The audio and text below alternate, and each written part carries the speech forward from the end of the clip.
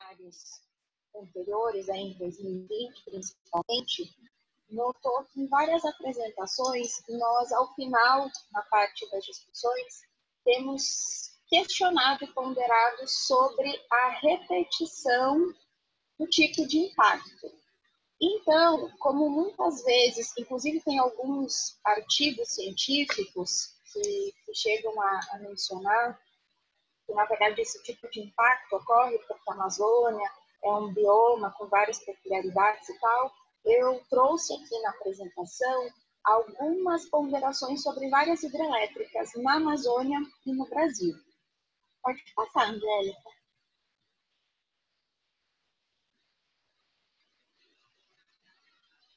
Então, assim, um ponto de partida que é importante aqui nessa nossa fala diz respeito ao mito que já tem sido bastante combatido nos últimos anos, de que energia elétrica é uma fonte limpa e de baixo custo. Por que ela é considerada de baixo custo? Porque, na verdade, nesses custos não se costumam colocar os custos sociais e ambientais. Então, esse é um paradigma que eu acredito que nós temos avançado bastante. Pode passar. Em relação às hidrelétricas na Amazônia, propriamente ditas, elas começaram a ser construídas nos anos 60, foram retomadas nos anos 2000, e aí um ponto que merece discussão aqui, que talvez seja, de certa forma, uma novidade nas nossas discussões, são não apenas os grandes projetos, mas também os pequenos, que vai ser a última parte aqui da apresentação.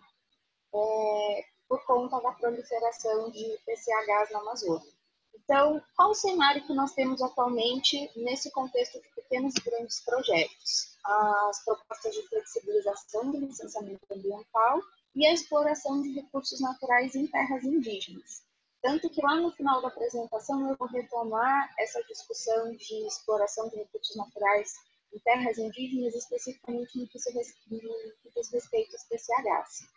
E aí uma coisa que eu acho que a gente pode consolidar aqui diz respeito a diferentes tempos e lugares e um discurso desenvolvimentista semelhante. Então eu trago aqui até 2 recortes, um da hidrelétrica de Itaipu, a imagem não está muito boa, mas acho que o garoto propaganda fala por si só. E o outro de Balbina. Pode passar, Angélica.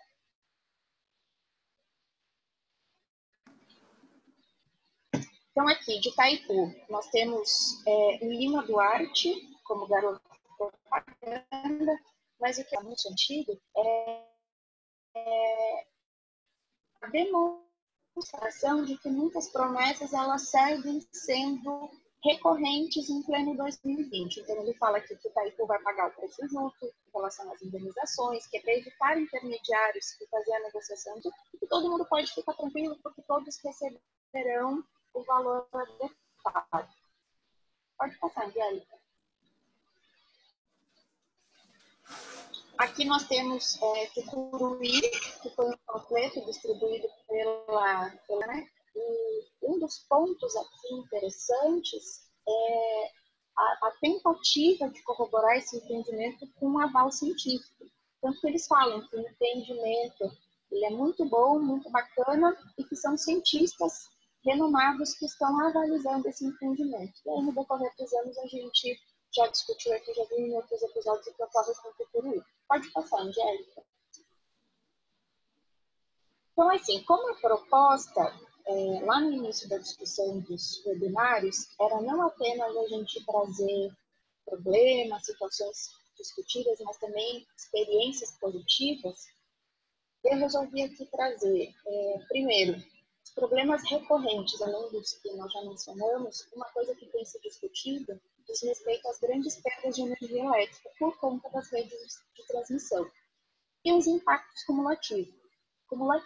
A discussão desses impactos cumulativos, pessoal, ela inicialmente começa nos grandes empreendimentos hidrelétricos e hoje tem se questionado, inclusive nos pequenos empreendimentos hidrelétricos. Para quem acompanha, inclusive, já foi sinalizado pelo atual governo federal um indicativo de ampliação e facilitação dos pequenos empreendimentos hidrelétricos. Uma coisa que é comum, tanto em grandes quanto em pequenas hidrelétricas, é a não universalização do acesso à energia. Então, nos dois tipos de empreendimentos, é muito comum que a população local sofra os impactos negativos e ainda assim siga sem acesso à energia. Quais são os dois exemplos que depois vocês vão ver que tem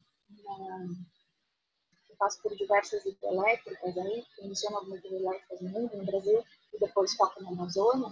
Quais são os dois exemplos positivos que nós temos? O TVA, que é o Tennessee Valley Authority. A ideia do TVA foi uma ideia exitosa, por quê? Porque conseguiu alavancar o IDH na época dos estados com menor IDH nos Estados Unidos. Ocorre que, muito embora essa IDH tenha sido alavancado e essa tecnologia, essa ideia, essa experiência bem-sucedida tenha sido tentado implementar em outros lugares do mundo, a exemplo do São Francisco, no Brasil e também na Índia, essas tentativas não foram exitosas. Um dos indicativos dos cientistas é de que não houve uma transferência de tecnologia adequada. Um outro exemplo que eu julgo bastante interessante é da hidrelétrica Ikawa, no Japão. Qual foi o aspecto positivo dessa hidrelétrica? Eles conseguiram pegar os fundos de pequenos agricultores, da população local impactada, e investir muito em educação. Então, à medida que essa população foi migrando do campo para a cidade, as pessoas foram conseguindo melhores postos de trabalho. Por quê? Porque elas haviam recebido uma qualificação adequada. Pode passar, Angélica. Então, aqui, pessoal, nos próximos 3 ou 4 slides, eu fiz um resumo de várias hidrelétricas das quais foram levantados os impactos positivos e negativos. Então, a gente vai ter aqui hidrelétrica na Guatemala, no Equador, no Egito, na África, Tailândia e na China. E o que eu acho muito interessante, até para a gente considerar como ponto de partida quando nós discutimos aqui a Amazônia. Em todos os slides, seja em hidrelétricas fora do Brasil ou no Brasil, vocês vão ver que o grande impacto positivo é a geração de energia elétrica. Bom, tem uma ou outra variação, como crescimento econômico em período de crise, que ocorreu lá no Egito, mas assim, as perdas também indicam uma semelhança. Então, tem processos de salinização da água, indenizações que não foram pagas. Para vocês terem ideia, Samuel tem gente que até hoje não recebeu indenização. Piora na qualidade da água, diminuição da renda, endividamento dos assentados, problema no acúmulo de sedimentos, violências, perdas ambientais, culturais e sociais. Então, tem uma semelhança muito grande em diferentes empreendimentos mundo afora, tanto nos impactos positivos quanto negativos. Pode passar, Angélica. É chato ficar no final falando, pode passar. Aqui eu trago algumas hidrelétricas do Brasil. Então, a gente vai ter Quaraci, Nunes, e aqui já está, na verdade, na Amazônia. Quaraci, Nunes, Curuaúna, acho que pulou uma, Angélica.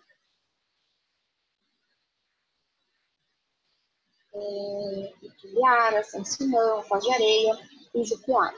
Então, o que a gente vai identificar aqui? Mais uma vez, geração de energia elétrica como impacto positivo, e nos impactos negativos, o que nós vamos ter, que é algo que recorrentemente nós temos discutido com os webinários, o boom populacional.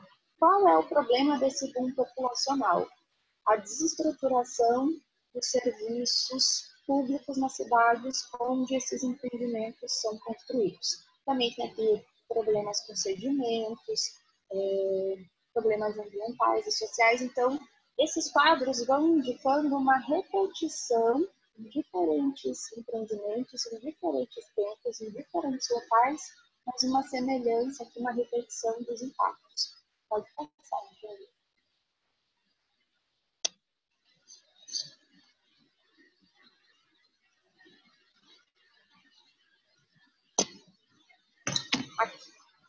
Pode passar.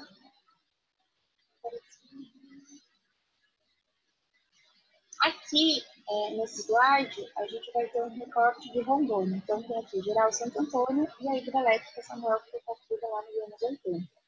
Inclusive, é uma referência no licenciamento ambiental, porque foi a primeira hidrelétrica com licenciamento ambiental no Brasil. Muito embora esse licenciamento seja extremamente questionável. Então, o que a gente vai ter aqui também? Geração elétrica, tem um aspecto positivo e impacto positivo. Como impacto negativo, não pagamento das indenizações, que eu já mencionei lá atrás. Especificamente, já que a Maria Lúcia não vai falar, não pode estar presente hoje, não vai falar de Porto Velho, o que eu acho muito importante a gente frisar aqui em relação a Porto Velho. Quando nós colocamos como impacto positivo a oferta temporária de empregos, oportunidades no comércio e aumento do PIB de Porto Velho, esse aumento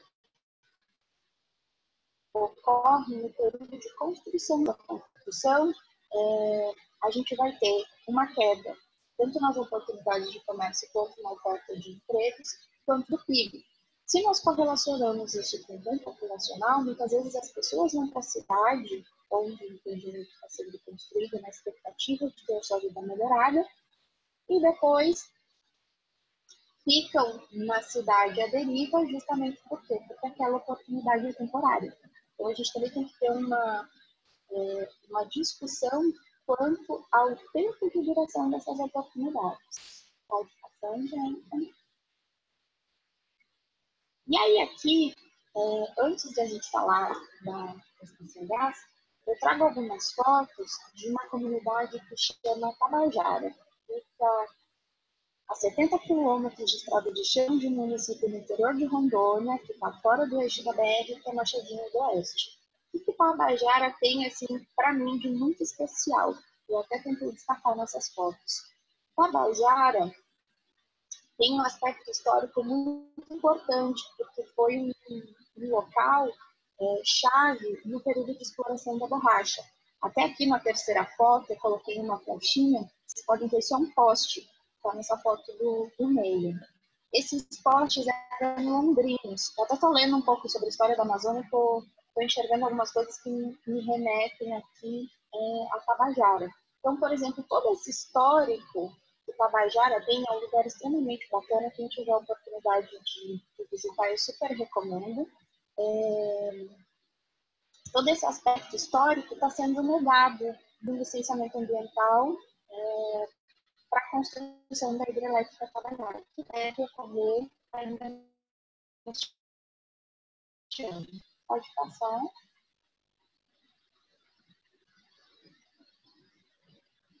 Então, aqui, essas fotos ainda são lá de Tabajara. Nas duas primeiras fotos aqui da esquerda, nós temos o local, a cachoeira, onde deve ocorrer o barramento. E é muito interessante porque essa comunidade está fora do eixo da BR, ela está distante até por uma questão de 60 quilômetros, são 120 quilômetros fora do eixo da BR-364, mais 70 quilômetros de estrada de chão. Mas é um local que tem um turismo de pesca bastante forte, embora não tenha uma estrutura turística, entre aspas, em os moldes tradicionais. Geralmente as pessoas vão para lá pescar, contratam um local para ser barqueiro, se hospedam na casa do local, enfim. E aí, o que é interessante? Essa última foto aqui do lado direito é uma foto de uma embarcação que naufragou lá e acabou se deteriorando no decorrer dos anos. E o que tem uma ação tramitando no Ministério Público Federal, onde foi feito um laudo por uma antropóloga, a Rebeca Ferreira. Depois eu vou fazer algumas informações aqui da Rebeca. E um dos grandes problemas na confecção dos estudos ambientais na Tabajara é que eles não respeitaram o ciclo de seca e de cheia. Então, tem muita informação que está equivocada, por quê? Justamente porque eles não respeitaram essa dinâmica de cheia e de seca. Então, eles disseram, não tivemos acesso, isso foi documentado, não tivemos acesso informação, mas é justamente porque no período ditas informadas pela água. Pode passar, Angélica. Então, aqui, esse slide mostra um extrato do levantamento antropológico feito pela Rebeca, que indica basicamente o que nós já vimos em outros empreendimentos. Então, tem o subdimensionamento da área afetada, assim como do número de pessoas impactadas, negação dos impactos ajuizantes da barragem, uma negligência na avaliação de comunidades indígenas e tradicionais, negligência também na avaliação dos riscos à segurança hídrica e alimentar, porque os pescadores tradicionais e os extrativistas, inclusive o extrativismo é muito forte naquela região, eles foram desconsiderados, e também houve um subdimensionamento do custo social e ambiental e também econômico da obra, como a gente falou lá no início da apresentação. Pode passar.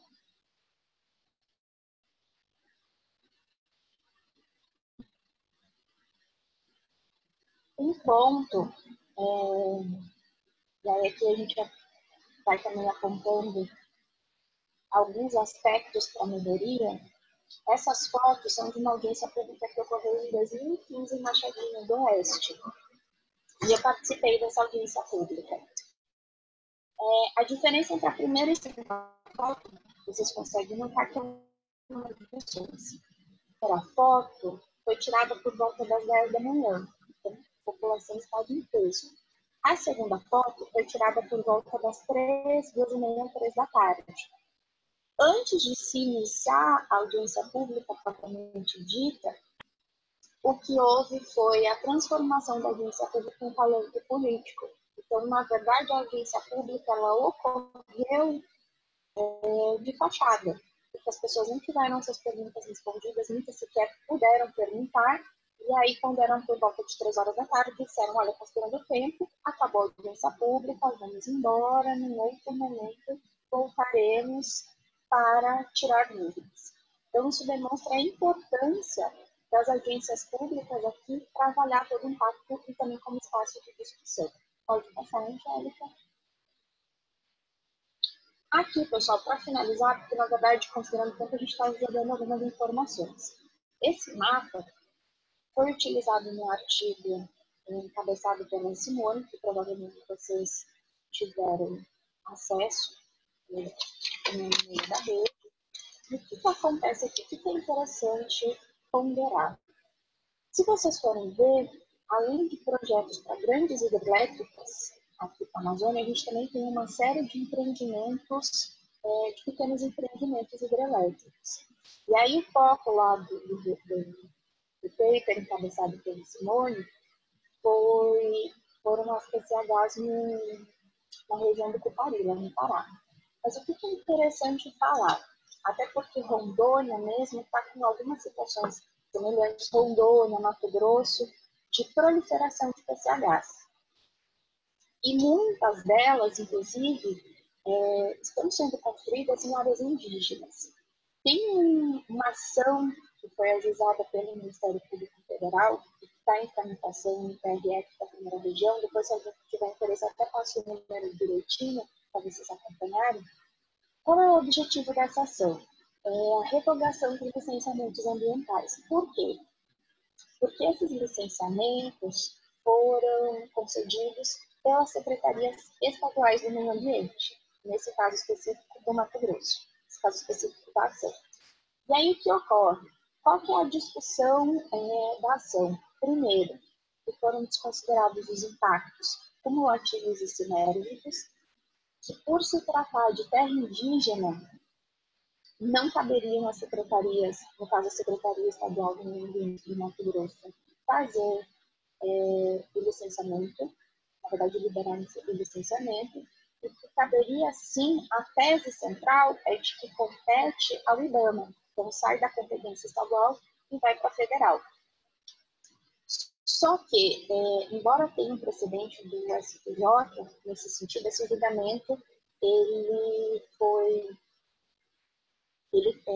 suspenso agora no começo de março e vai ser retomado sabe-se lá quando, até porque os órgãos federais estão, o judiciário de maneira geral está se organizando em tempos de Covid. Mas o que é importante destacar aqui em relação a essas PCHs? Que hoje a remessa dessas ações de licenciamento administrativo e licenciamento da Justiça Estadual para a Justiça Federal, que seria um caminho para melhorar, mas também que não garante, como nós já vimos, né, um projeto 100%. Certo, pessoal? Eu vou passar a palavra para o Evandro, para ele fazer a apresentação dele, e depois a gente volta com a parte das perguntas. Bom, eu coloquei aqui o nome de algumas pessoas que têm colaborado. O que eu vou apresentar aqui são... Eu escolhi uma abordagem aqui específica de um programa de pesquisa que a gente vem desenvolvendo já há algum tempo, praticamente desde 2012. Eu citei aqui alguns colaboradores que estão relacionados a alguns resultados que eu vou apresentar, mas também a outros trabalhos que foram desenvolvidos e estão em curso. É uma colaboração, um programa de pesquisa que envolve Universidade da Flórida, Universidade Federal de Rondônia, colaboradores também do INPE, da Universidade de São Paulo. Pode passar o próximo, Angélica, por favor. Aqui tem algumas informações sobre esse programa de pesquisa que trata de... O tema central é a relação entre... A relação ou ausência de relações, né? Entre usinas hidrelétricas e desenvolvimento local. A gente começou esse trabalho em 2012 e o principal projeto que induziu desde o início as nossas pesquisas foi um projeto da FAPESP, um processo de 2013. Depois, esse programa de pesquisa também ganhou substância na parceria com a Universidade da Flórida, e aí está o projeto relacionado à gestão adaptativa. Aqui eu citei também algumas bolsas de mestrado e de doutorado que apoiam e apoiaram esse projeto de pesquisa, esse programa de pesquisa. E no próximo slide temos uma abordagem que eu escolhi para fazer aqui. Existem várias abordagens que eu já apresentei em outras situações, inclusive parte desta também eu já apresentei. E aqui eu escolhi uma abordagem específica que está relacionada com este grande dilema, né, dos benefícios das hidrelétricas serem endereçados para a escala nacional. Pode apertar 2 vezes, que daí já vai aparecer os 2 de baixo. Não, isso, está ótimo. E a grande pergunta é o que acontece na escala local. E a abordagem que eu vou trazer aqui é essa última linha que está relacionada especificamente com compensação financeira. O que está acontecendo com a compensação financeira? A compensação financeira funciona?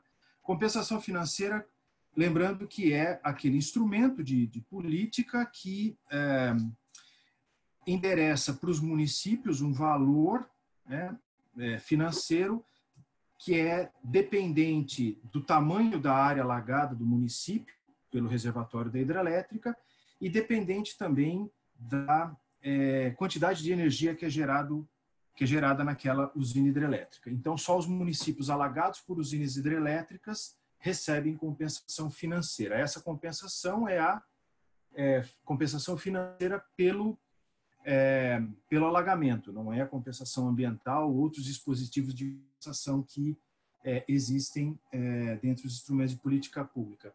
Talvez essa minha apresentação faça uma relação com a apresentação da Martina, que foi no primeiro dia, uma relação mais direta com a apresentação dela e traga algumas outras reflexões.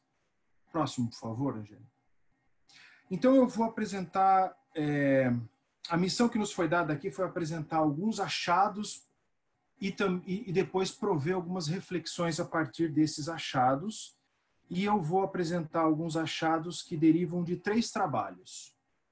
O primeiro deles é esse trabalho aqui, que fala de compensação financeira e desenvolvimento de municípios alagados por usinas hidrelétricas, do Sérgio Mantovani, que é pesquisador do INPE, hoje na época era aluno do Procam, meu orientado, ele está também aqui nos ouvindo.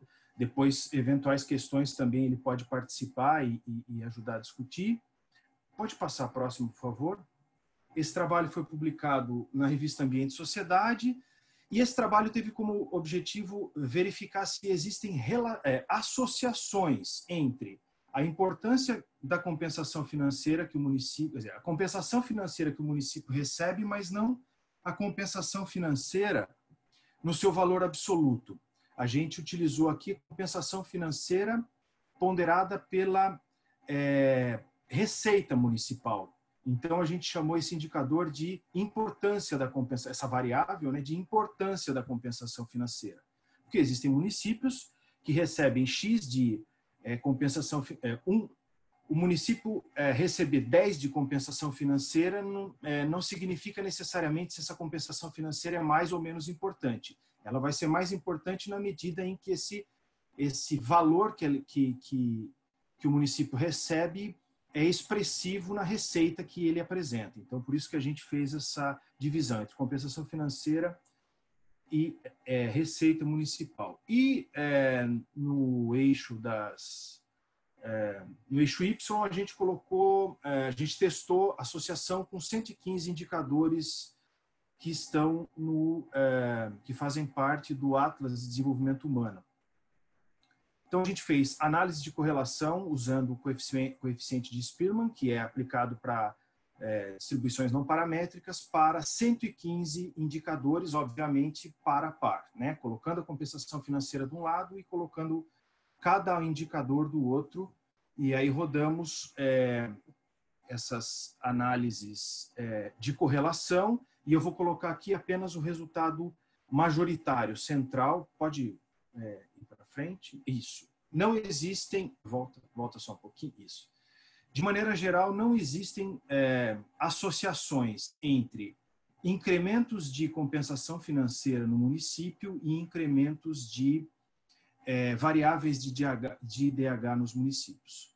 Lembrando que aqui foram analisados apenas os municípios que são alagados por usinas hidrelétricas. Aqui foram 600 municípios alagados e em torno de, depois o Sérgio pode dar esse dado, mas um pouco mais de 100 hidrelétricas que, tem um erro ali também, né? 100 hidrelétricas que foram analisadas aqui. Então, não foram verificadas associações. Mas esta análise não é uma análise de causa e consequência, é uma análise apenas de associação. E aí fomos para um segundo trabalho, pode passar, por favor. Foi publicado nesse journal aqui, em 2019, no ano passado. E esse sim, a gente fez análises que permitem, o Sérgio fez análise que permitem reflexões sobre causa e consequência. Pode passar, por favor. Então, aqui foram incluídos 464 municípios alagados por usinas hidrelétricas no Brasil, que foram considerados como grupo tratado. Os municípios que são alagados que recebem compensação financeira. Para cada um desses municípios, usando técnica de matching, foi encontrado para cada município um município que pudesse servir como município controle. O Sérgio empregou aí análises técnicas econométricas para fazer esse segundo trabalho, por isso que eu falei que isso dialoga com o trabalho da Martina, porque ela também empregou abordagens baseadas em econometria. Então, para cada um dos 464 municípios, foi encontrado um município controle e foi feita a comparação, pode passar, por favor, usando uma técnica econométrica que é chamada diferença das diferenças, o DIF-INDIF. Então, cada município que recebe compensação financeira, a performance de desenvolvimento humano do município que recebe compensação financeira foi comparado com a performance de desenvolvimento humano de um município que não recebeu compensação financeira, lembrando que o período de análise é de 2000 a 2010, do censo de 2000 ao censo de 2010. Então, se existem diferenças entre a performance, o desempenho do município tratado em relação ao município controle, a gente pode dizer que essa diferença resulta da compensação financeira ou não resulta, né? Se não houver diferença, a compensação financeira não teria o efeito. Pode passar o próximo, por favor. Aqui é um quadro que está na publicação, eu estou tentando ser o mais sintético aí para depois a gente poder ainda discutir a partir de algumas questões. Esse quadro aqui é apenas para mostrar que em nenhum caso nós tivemos o p-value é abaixo de 5%. Nenhuma das análises revelou resultados significativos, o que mostra que não existem diferenças entre o grupo controle e o grupo tratado. Ou seja, ainda que os municípios recebam compensação financeira, o desempenho de desenvolvimento humano nesses municípios durante o período que ele recebe compensação financeira não é diferente do desempenho dos municípios que não recebem compensação financeira. E aí nós fizemos, existe um terceiro trabalho que talvez nos traga elementos para explicar o porquê isso acontece. Pode passar, por favor, Angélica. Que foi publicado numa revista aqui do Brasil, um trabalho que resulta do doutorado da Karina Cernaglia Gomes, e esses dois primeiros trabalhos que eu apresentei são na escala nacional, para o país inteiro. Esse terceiro é só para um complexo de hidrelétricas lá do rio, da bacia do Pelotas, Uruguai, lá, pode passar, por favor, lá no sul do país. E aí, acho que tem um antes. Não? Então pode passar, acho que ficou errado. Mas aí tem, então... Não, pode voltar. Isso. Aí, então, tem a bacia, são 4 usinas hidrelétricas que fazem parte desse complexo. Fica na divisa do Uruguai com o Rio Grande do Sul. E aqui os principais achados. Os municípios que são alagados pelas 4 usinas hidrelétricas, esse trabalho identificou, comparando também municípios alagados com municípios não alagados, identificou que os municípios alagados demonstram um desempenho pior em relação aos indicadores sociais. Como, por exemplo, desigualdade, a tendência encontrada é que a maior desigualdade no período, quando comparado com os municípios que não são alagados pela hidrelétrica, aumento de trabalho infantil. Por outro lado, os municípios que, eu não sei exatamente se a expressão é essa, mas os municípios que são sede, os municípios que abrigam a casa de força e que, portanto, não recebem apenas a compensação financeira quando alagados, mas recebem também ICMS, derivado da geração de energia elétrica, que é outro instrumento, né? Nesses casos, esses municípios, que são 4 municípios, eles têm uma melhoria nos indicadores econômicos. Eles aumentam, eles crescem economicamente, ainda que não exista evidências de que esse benefício econômico tenha se traduzido em melhorias nos indicadores sociais. E, por fim, ela entrevistou, a Karine entrevistou todos os gestores financeiros, gestores que são responsáveis pela compensação financeira em cada um dos municípios desse complexo de hidrelétricas, perguntando para eles como que eles empregavam a compensação financeira, e aí vem uma explicação provável para os trabalhos anteriores. Ela identificou que não existe um padrão. Cada município emprega a compensação financeira recebida de uma maneira absolutamente diferente do outro município.